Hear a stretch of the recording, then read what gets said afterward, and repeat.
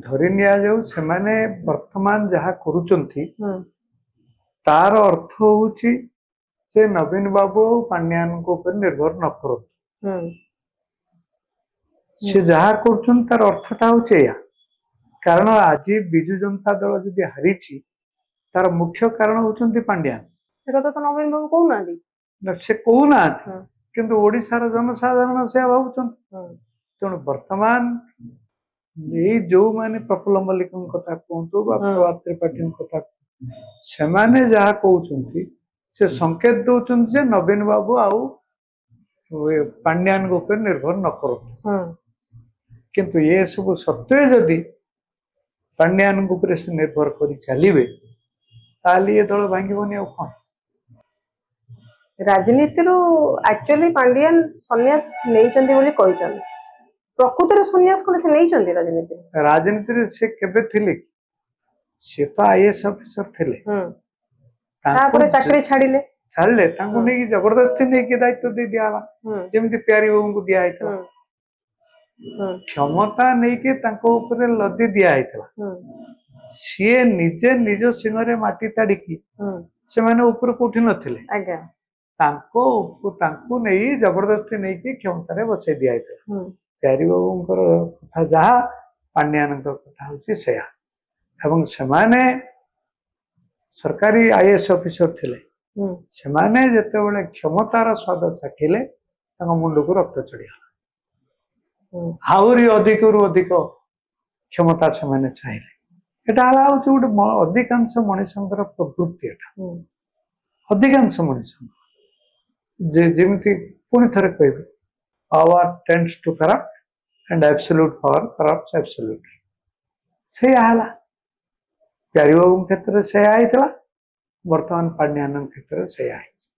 ଏବଂ ଏଟାକୁ ବିଜୁ ଜନତା ଦଳର ଯେତିକି ପୁରୁଷ ନେତା କେହି ତାକୁ ସହ୍ୟ କରିବାକୁ କଣ କରିବ। କିନ୍ତୁ ପାଣ୍ଡିଆନଙ୍କ ସପକ୍ଷବାଦୀ ନେତାମାନେ ବି ଅଛନ୍ତି ବହୁତ କିଛି ଅଛନ୍ତି, ମୁଁ ମନା କରୁନି। ସେମାନଙ୍କ କହିବା କଥା ପାଣ୍ଡିଆନ ବହୁତ ଭଲ କାମ କରିଛନ୍ତି। ଅନେକ କିଛି ପ୍ରୋଜେକ୍ଟ ସେ ହାତକୁ ନେଇଛନ୍ତି ଯୋଉଟା କି ବହୁତ ସେ ସ୍ମାର୍ଟ ୱାର୍କ କରିଛନ୍ତି।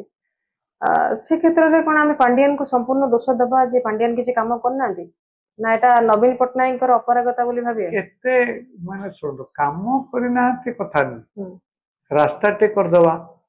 ଆପଣ ଦେଖନ୍ତୁ କଂଗ୍ରେସ ବେଳେ କଣ କିଛି କାମ ହେଇନଥିଲା? କଂଗ୍ରେସ ହାରିଗଲା କାହିଁକି? ଯେ ଲୋକଙ୍କର ଗୋଟେ ମନୋବୃତ୍ତି, ସେଇଟା ହେଲା ସବୁଠାରୁ ବଡ କଥା।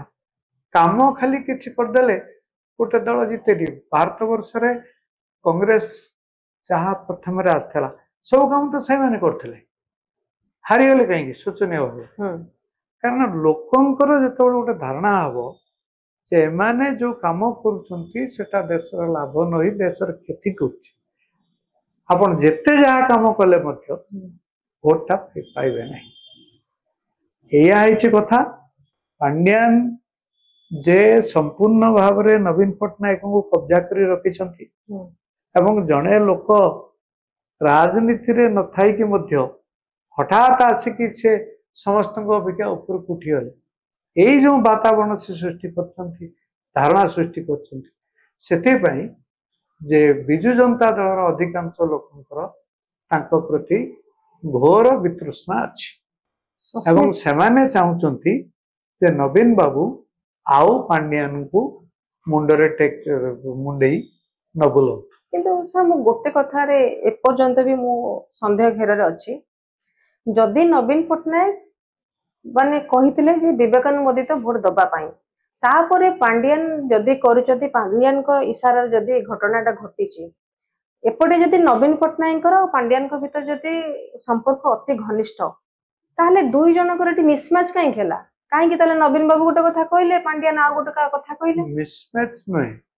ପ୍ରଥମେ ହୁଏତ ନବୀନ ବାବୁ ଭାବୁଥିଲେ ଯେ ଭୋଟ ଦବା ନାହିଁ, ଆମେ ଏଇ ଯୋଉ ଇଣ୍ଡିଆ ମେଣ୍ଟରେ ତାଙ୍କ ସାଙ୍ଗରେ ରହିବା। କିନ୍ତୁ ପରବର୍ତ୍ତୀ କାଳରେ ଇଏ ତାକୁ ବୁଝେଇ ଦେଇଥିବେ, ଯେ ପାଣ୍ଡିଆନ ତାଙ୍କୁ ବୁଝେଇ ଦେଇଥିବେ ଯେ ବର୍ତ୍ତମାନ ଆମେ ଯଦି ଭାରତୀୟ ଜନତା ପାର୍ଟି ବିରୁଦ୍ଧରେ ଆମେ ଯାଆନ୍ତି, ଇଣ୍ଡିଆ ମେଣ୍ଟରେ ଯାଆନ୍ତି, ତାହେଲେ ଆମର ବହୁତ କ୍ଷତି ହବ, ଆମକୁ ସିବିଆଇ ଆମ ବିରୁଦ୍ଧରେ ଲାଗିଯିବ।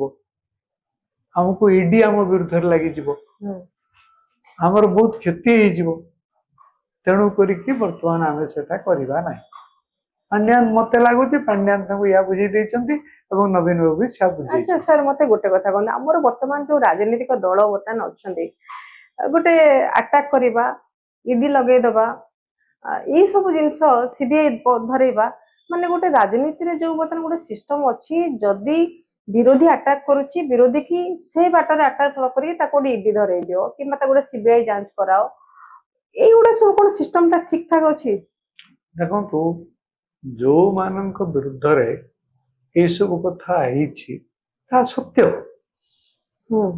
भारत किसी कारण नहीं एमानक विरुद्ध रे ईडी लगी सीबीआई लगी नुहे आप गोटे गोटे बड़ कथा बुझी रखु जे भारत रे गोटे संपूर्ण स्वाधीन जुडिशियरी अच्छी जोटा कि हूँ न्यायपालिका अच्छी